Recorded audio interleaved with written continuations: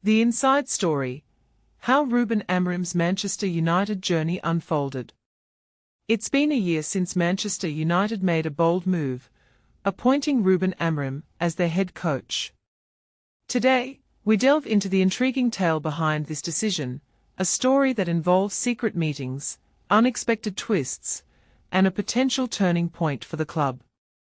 A year ago, United found themselves in a precarious position, having just endured a tumultuous period and a disappointing 15th place finish in the league. However, the appointment of Amorim seemed to signal a new beginning. The seeds of change. Interestingly, Amorim wasn't the initial choice to replace Erik ten Hag. The seeds of his appointment were sown 6 months earlier, and here's where it gets intriguing.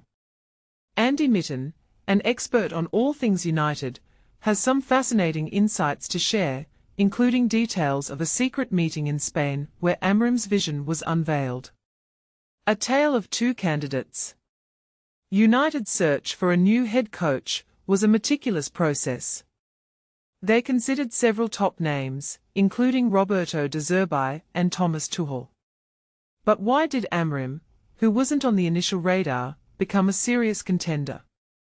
It's a story of recommendations, conversations with agents and players, and a growing belief that he could be the next great coach.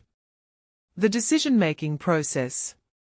As United's leadership team analysed their options, they faced a challenging landscape.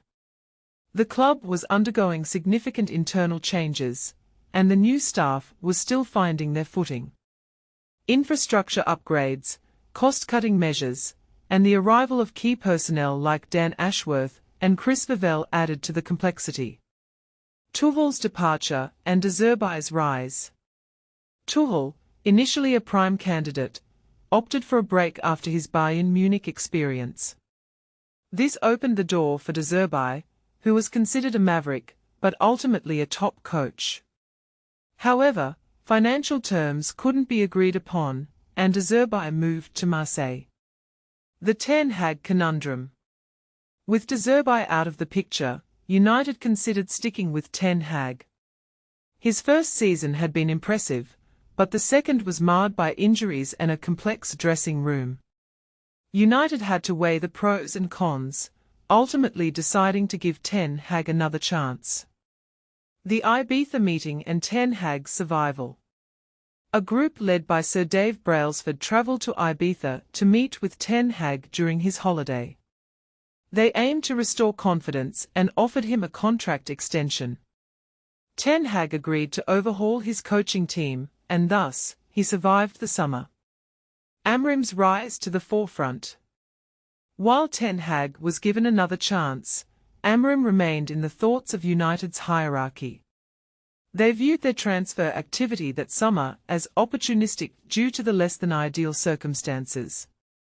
The breakdown of communication. As the 2024-25 season progressed, United felt that Ten Hag's communication with the players wasn't effective. By October, after a string of poor results, they decided it was time for a change. The club had settled down a bit, and there was less upheaval, making it a more opportune moment. The Barcelona meeting and Amorim's consensus. In Barcelona, United's leadership held a crucial meeting. They discussed their learnings from the previous research process and decided to be more decisive this time. The consensus landed on Amorim, and the club charged Omar Barada with executing the deal.